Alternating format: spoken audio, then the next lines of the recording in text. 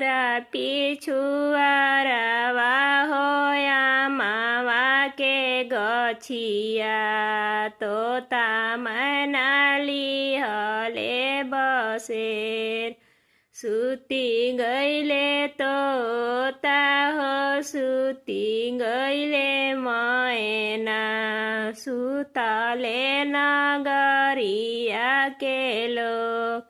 सूती गईले तोता हो सूती गईले मैना सुतले नगरिया के लोग एक ही न सुतेले बेटी के पापा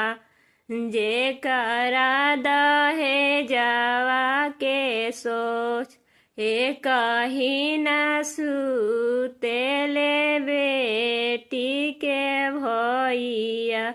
जे करा तिलकवा के सोच।